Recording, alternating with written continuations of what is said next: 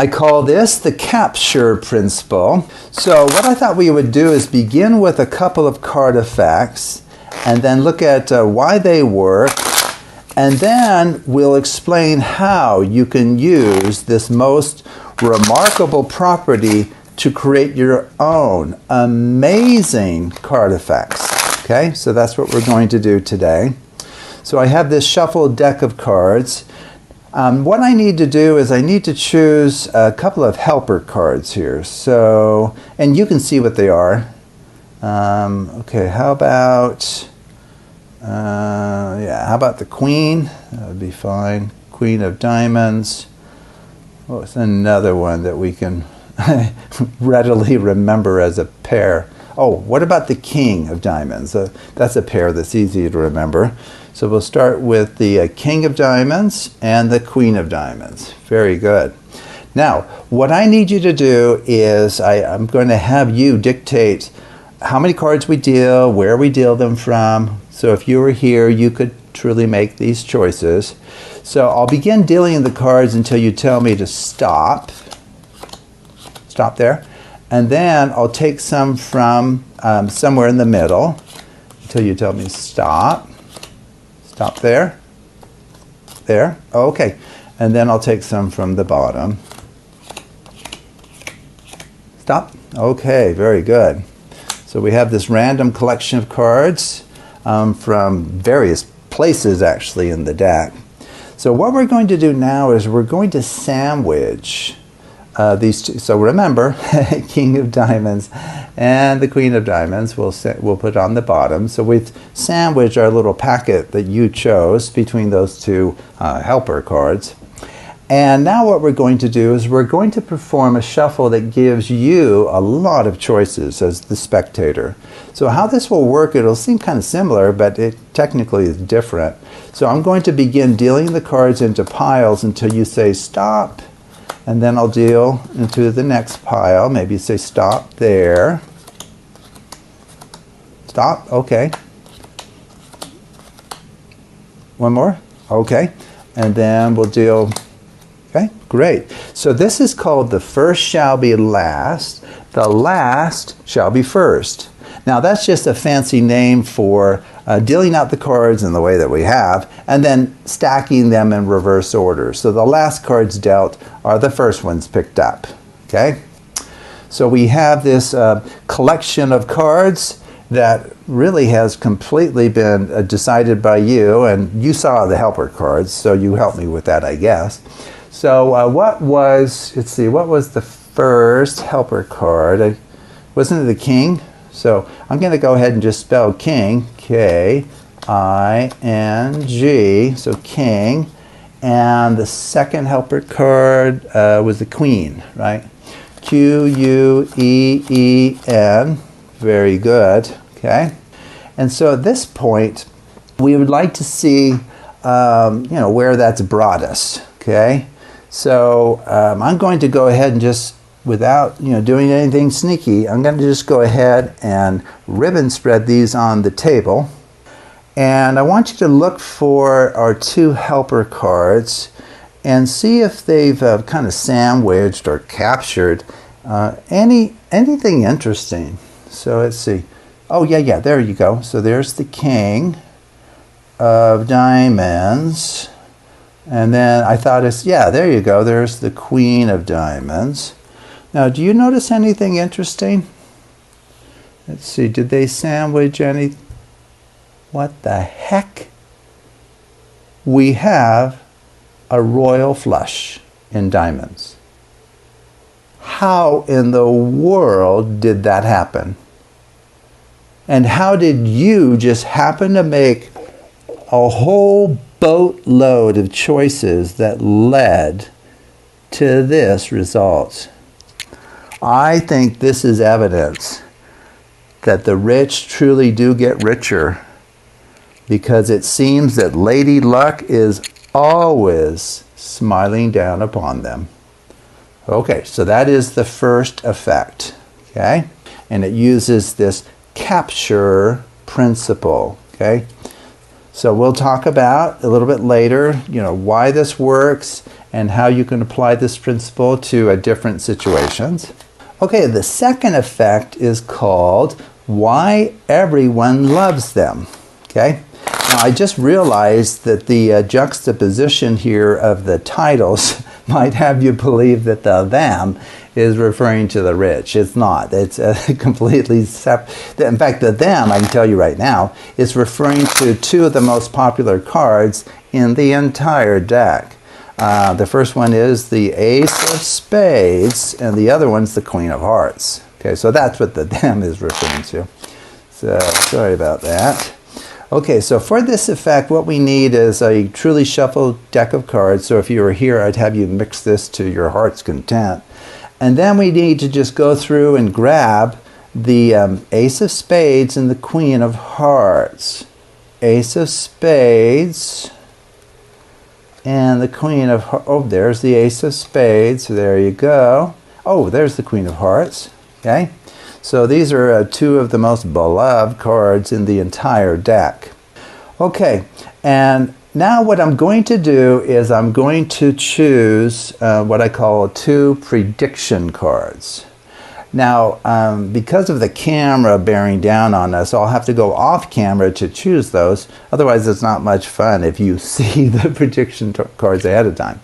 Now, one thing I want to point out is you can, right now, if you were here, I'd have you mix these cards as much as you would like. You can do a table wash, whatever you would like, and then you just hand the cards to me, and then I would choose these two prediction cards without disturbing the order of any of the other cards. So you need to know that that's what I'm doing. And when we go into the tutorial, you'll see that that's the case, okay? So I'm going to go off camera just for a second to grab a couple of prediction cards. And I'll just set those down, face down, on the table for now. Maybe that one's okay. And that one's probably fine. Okay, so let's go ahead and just set these down like that. You can keep an eye on those prediction cards. And from this point, I need you to choose a bunch of cards coming from the top, middle, and the bottom. It will be completely a free choice. So I'll begin dealing the cards into a pile, a single pile here, until you say stop. And then I'll take some from the middle. Stop. Okay. And then I'll take some from the bottom. Stop there? Okay. So we have this random collection of cards from across the deck, actually. And now what we're going to do is we're going to sandwich the cards that you just chose between, now remember, it's the ace on top and the queen on the bottom, okay? And we want to mix these cards further and give you all of the power, all of the freedom here. So this time we're going to perform something called the first shall be last and the last shall be first. Now it's a wonderful shuffle because of the interaction. You're giving the spectator just a whole bunch of choices and freedom as to how things are done. So how this works is I begin dealing into a single pile here until you say stop, and then I begin dealing into another pile until you say stop. Maybe you say stop right there and stop there, okay? And because it's the first shall be last, the last shall be first, we stack from right to left. We stack in the opposite order to which they were dealt. And if you think about it, that kind of helps to mix the cards further, okay? So we have this kind of random collection of cards, and you know, with the ace of spades and the queen of hearts kind of sandwiching things originally, and now we've mixed them. So what we're going to do now is simply spell the words ace and queen. So see, because ace was the first card, I believe. So A-C-E, drop the rest on top, and then queen, Q-U-E-E-N. Okay, very good. So we've spelt those two names. So what we'd like to do now is just simply see where all of your choices have brought us. Where have your choices brought us? Okay. Well, what we're looking for here is, if you remember, the ace and the queen were kind of sandwiching the whole packet, okay? So we're kind of interested to know what kinds of cards they're sandwiching now. Okay, so I spot the ace of spades there, and to the right I see the queen of hearts. Can you see that? Okay, so maybe we'll move them down here. Okay, it looks like our two helper cards have sandwiched 2 cards here. Now, I don't know if those cards mean anything to you. Let's see, Jack of Diamonds and the 6 of Diamonds. Well, they have the same suit. But, oh, yeah, remember, we had a couple of prediction cards, right? I pulled out some prediction cards. Well, what are these? Ooh, that's interesting. It's the companion card to the Jack of Diamonds. There's no way this is the 6 of hearts. I can't believe it. I'm thinking back to what we did and all of the choices made by you. And I followed your instructions, I believe, perfectly. How in the world did it lead to this outcome? That the 2 cards captured by the ace of spades and the queen of hearts are the companion cards to my prediction cards. I can now see why these 2 cards are so loved. They are amazing. Okay, so that is the second performance of this principle, the capture principle. Okay, so now let's look at what the capture principle is and how it works and how you can use it, okay? And then we'll apply it to these 2 performances that we have just shown you. Okay, so here is the capture principle. So let me go ahead and just define some of these little variables here, or some of the symbols down below. Okay, so I will have C with an asterisk represent the first capturing card. So in the performance that we just showed, that would be the ace of spades, right, is what we put on top. And then the C double asterisk is the second capturing card. So it would have been the queen of hearts just now. Okay, and then in blue, these are the cards that we hope to capture between these 2 at the end. Okay, so those are the ones. So, so in the original performance of The Rich Get Richer, the cards being captured were the Ace of Diamonds, 10 of Diamonds, and Jack of Diamonds. And the ones being captured just now in Why Everybody Loves Them, it was the companion cards to the prediction cards I selected. And now in green here, this R, this represents the, quote, remaining cards. And these cards, we call them indifferent cards, meaning the identity of these cards is not in any way important. In some ways, they're just kind of filler cards. Okay, so how the packet needs to be set up for this capture principle to work is you have to have your 2 capturing cards on either end, top and bottom. Now, immediately below this top capturing card needs to be the set of cards that you're going to capture in the end, and then you'll have some number of just kind of filler cards, indifferent cards after that, okay? So the thing to do is, if you think about the steps that I went through, I dealt out, now, kind of once we built this, I dealt out a certain number of cards. So in the case of the King of Diamonds and the Queen of Diamonds, I spelled out King, K-I-N-G, okay? Now, K-I-N-G has 4 letters, which is 1 more than the 3 cards that I captured, which were the Ace of Diamonds, 10 of Diamonds, and Jack of Diamonds, okay? So you have to deal out 1 more card than the number of cards to be captured, and that's what I did.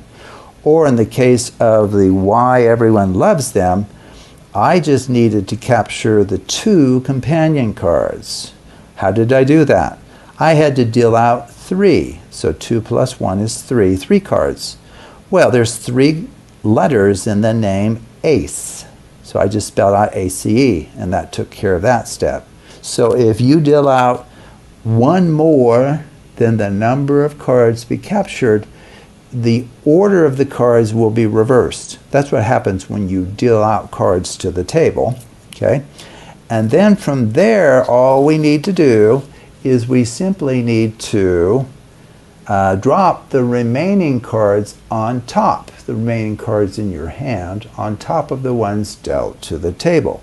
Well, that would be these remaining cards, these R cards here, these indifferent cards. Now, their order is going to be the same as it originally was. We haven't reversed those in any way. So you drop those on top, okay? Well, technically, you're done, right? You're done. Because look, your 2 capturing cards have captured the cards to be captured.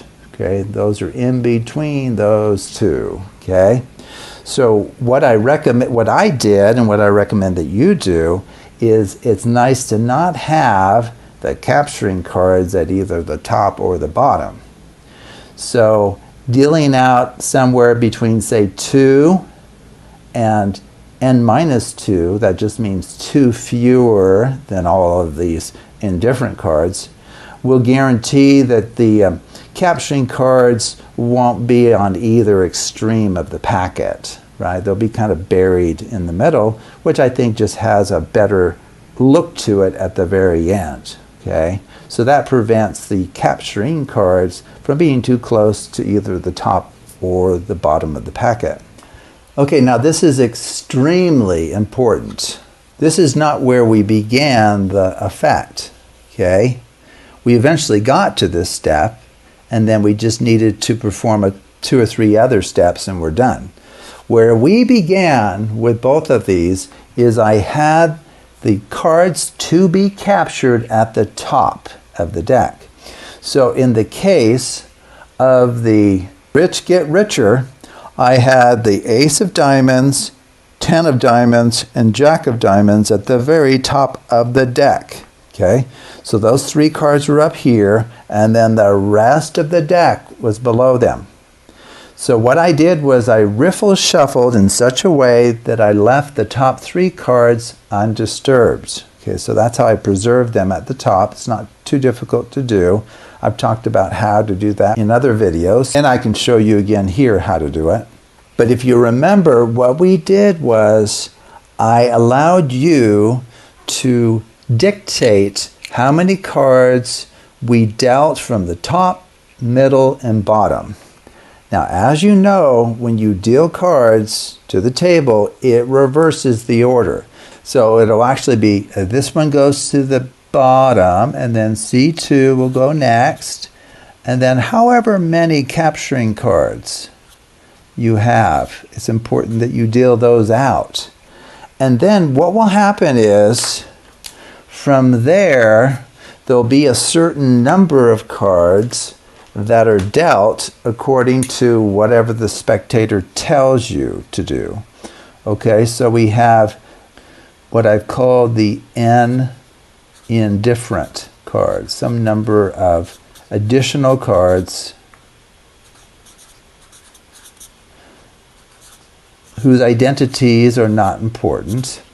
Let's apply it to the Rich Get Richer. That is what I had at the very top of the deck, those 3 cards. So as I dealt those to the table, when I started dealing into that single pile near the very beginning of that routine, I had to be sure that I dealt at least 3 cards from the top, namely these. So these got dealt to the table. So this would be at the very bottom. This one would be second from the bottom. And then the Jack of Diamonds would be third. Okay? And so maybe I dealt some additional cards from there, from the top, and then eventually I chose some from the middle, and then I chose some from the bottom. Okay? So that's what these N and different cards are referring to. And it doesn't matter what their identities are. We don't care what these cards are. okay? And then think about it. At that point, what I did was I sandwiched these cards between, I'll just call it C for capturing cards. It actually doesn't matter which one's on top or which one's on bottom necessarily. Okay, so I sandwiched this packet. You chose this packet. You told me how many to deal from the top, middle, and bottom, and then I just sandwiched our capturing cards on the top and bottom. Okay, and then if you remember what we did, we're almost to this step here. What we did is we simply did first shall be last, and the last shall be first, shuffle. Okay, so that is where you begin dealing them out into piles until the spectator says stop, and then you deal another set of cards out into a pile, stop, and so forth. And then if you stack from right to left, as you've seen in previous videos, that's equivalent to a packet reversal. It just reverses the order of the cards. Guess what? That's the magic step. Because reversing the order of these cards puts us exactly in the situation in step 1. So what this means then is once we reverse the order of all of these, we are now in the important position we need to be in for the capture principle to work its magic. So the reversing of these is an essential step to be able to get us here. And it's essential for a couple of reasons. It puts us in the right organization for the packet, but it also introduces some twists and turns to the whole effect that is giving the spectator a lot of choices that they're making freely.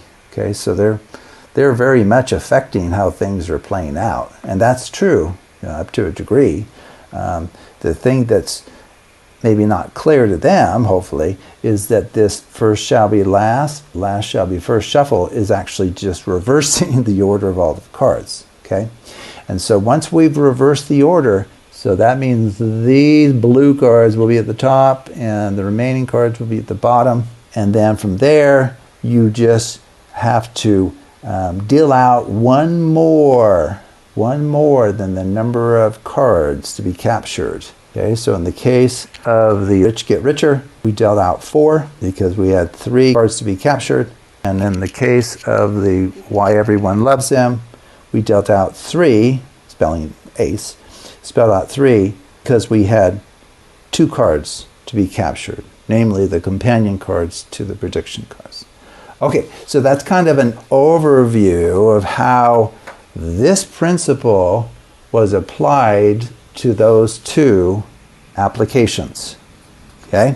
Here I'm just making clear that these, quote, indifferent cards, the number of cards beyond the cards to be captured, which for this one is 3, we need at least 5 or more for all of this to work, which isn't too hard to do. It's not, the spectator's going to have you deal out quite a few cards. And then it's the same thing for the Why Everyone Loves Them.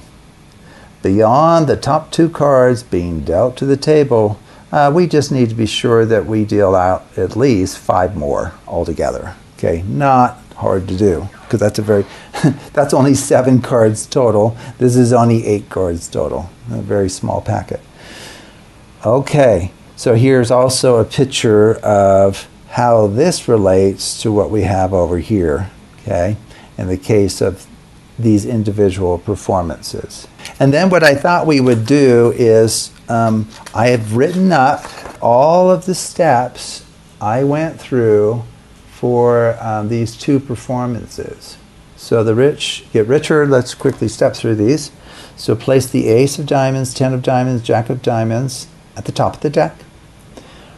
First, riffle shuffle the deck without disturbing those 3 cards. With the cards facing you, pull out the King of Diamonds and Queen of Diamonds without disturbing the order of the rest of the cards, and point that out to the spectator so they don't think you're doing anything funny.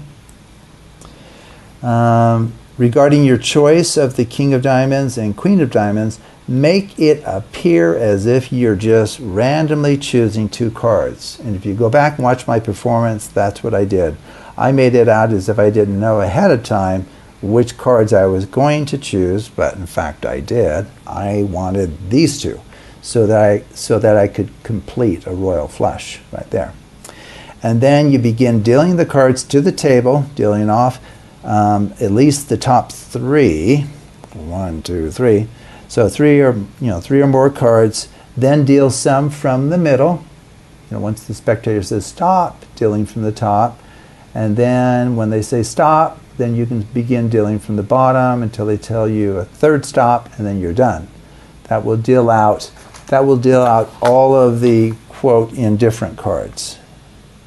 Okay, the cards beyond the top 3 cards. Okay, and it doesn't matter how many of those are, as long as you deal out at least 8 total, which I pointed out a second ago.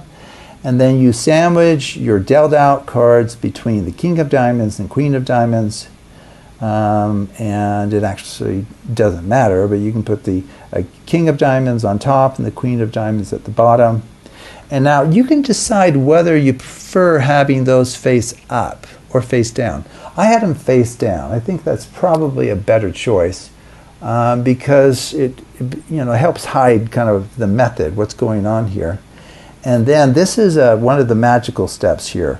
We need to reverse the order of the packet, all of the cards. We need to reverse the order of those cards, okay?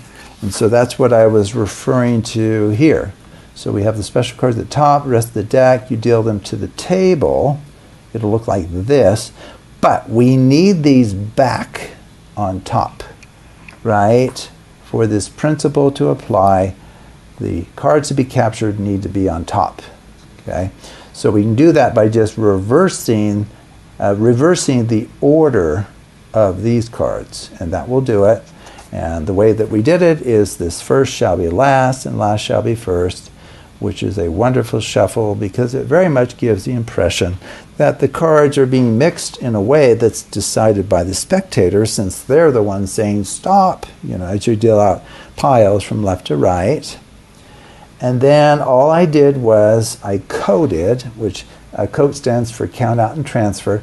I spelled out King, K-I-N-G, setting down 1 card for each letter in the name, and then I dropped the rest on top. Well, what that does is it performs this step right here. Deal out the first. So here we have 3 cards to be captured. So I need to deal out 4. Well, there's 4 letters in the name King, so that's perfect.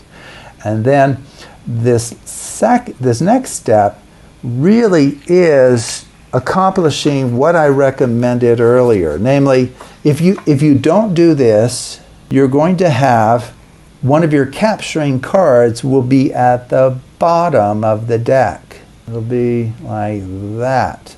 Okay, that's not very nice. So if you kind of spell out Queen, you can spell out any word here actually, with maybe 2 letters or more, but not more than the number of indifferent cards here.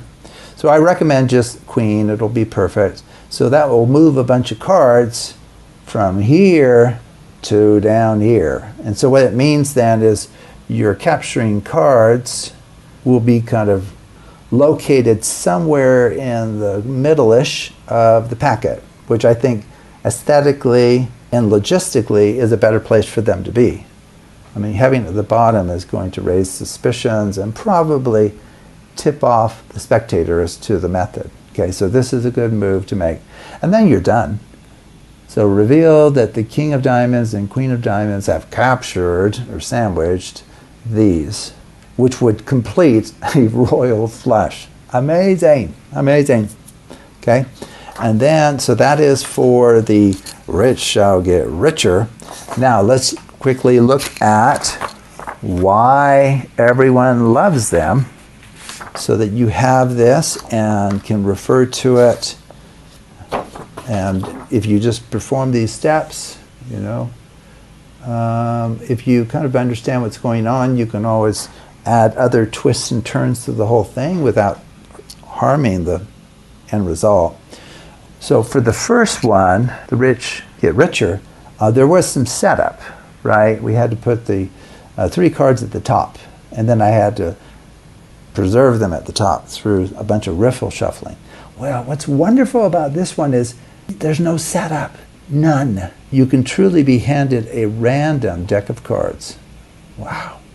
And then you would simply pull out the Ace of Spades and the Queen of Hearts, and maybe mention that among cards, those are 2 of the most popular or beloved, I guess. And then, with the cards facing you, pull out the companion cards to the top 2 cards. So let me just quickly show you that. If you've watched any of my Into the Future videos, you're very familiar with this idea. Okay, so let's say we have actually pulled out the Ace of Spades and Queen of Hearts. Those are set out. And now, so this is what you're doing to choose your prediction cards. So you take the shuffled deck from the spectator, and then you have it tilted towards you. And what you're doing is you're just noting the color and value of those top 2 cards. That's all you need to remember. So as you go, so I'm thinking black 3, red ace. So I'm looking for the other black 3 or red ace. So black 3 or red ace. So black 3, there's the red ace, there's the other one. And then a black 3, oh, it's right there. There you go. Now don't change the order of the other cards, and you make a big deal about that. The spectator might get a little worried that you've just looked at the cards, so certainly don't rearrange any of them. And you don't want them rearranged because your 2 special cards are at the top. You want them to stay there, right? So you put your little prediction cards off to the side somewhere, okay? And now you're in a similar situation to the rich get richer because the important cards are at the top, okay? I guess I probably should just go ahead and pull out so that we can just step through this whole thing, I guess. Ace of Spades, Queen of Hearts, just so you can kind of see that. There they go. So you see these would have been pulled out, okay? And then you chose your prediction cards, which are just the companion cards to the top cards, okay? And now what you do is you begin dealing the rest of the cards. Let me just set these over here.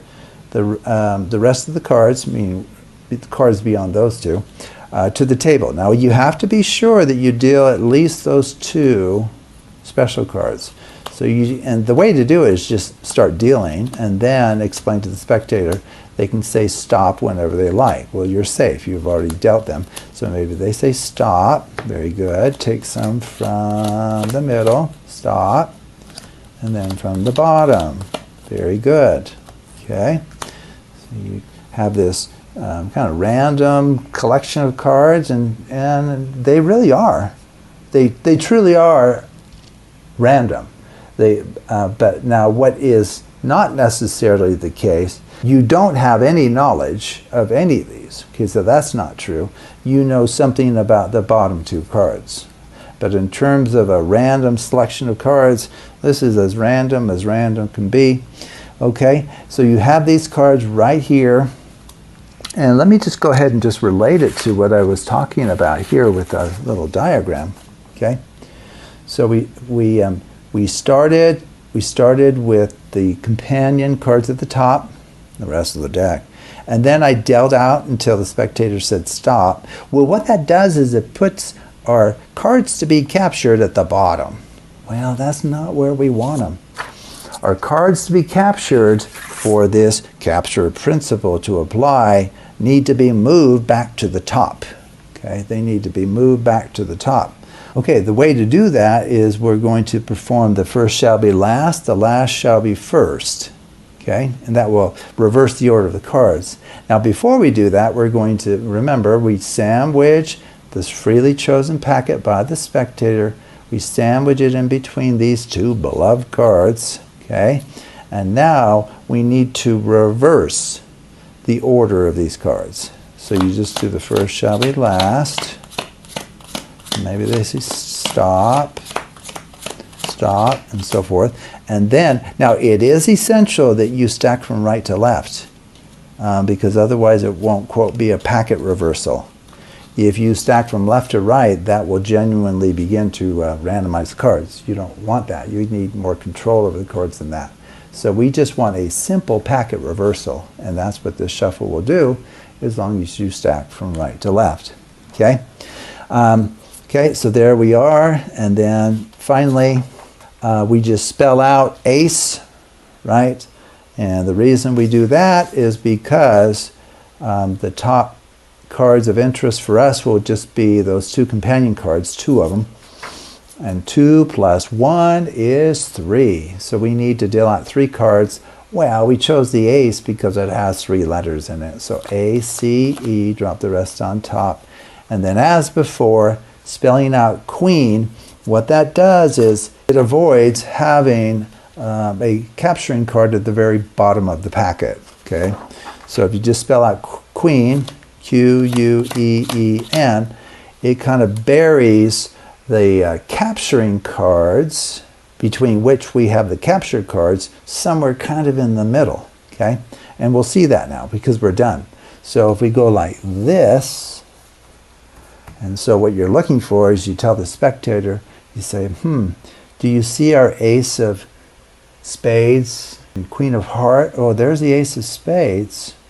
Oh, there's the queen of hearts. Is there anything between those two of interest? Let's see, so ace of spades. Oh, that's kind of interesting. It captured 2 cards. And if you remember over here, we chose 2 prediction cards. That's kind of curious. It's the same number of cards. I wonder if there's any connection between these. And you just pick up your prediction cards and go, what the heck? That's the companion card to the 3 of clubs. There's no, I can't believe this. We found the companion card to the ace of diamonds. How did you just happen to make a series of choices which were made freely? I didn't influence you, and if I did, boy, that is true magic. It led to this. You ended up capturing the companion cards to my prediction cards. And then you can just, point out that now we've shown why these 2 cards are so loved by everyone, because they're amazing or have amazing properties, or however you want to explain that from there. So anyway, that is the capture principle. At the core of it is a simple principle. It truly is a simple principle, but with a couple of twists and turns in it that serve a functional purpose as well as an obfuscation purpose. It turns this simple little principle into something very, very surprising. So anyway, have fun with that. That's a fun little principle. So play with that, and boy, there are so many different variations using this principle at their core that could be created. Okay, so I encourage you to try to do that. Come up with your own effects using this most remarkable, though simple, principle. So thank you for watching.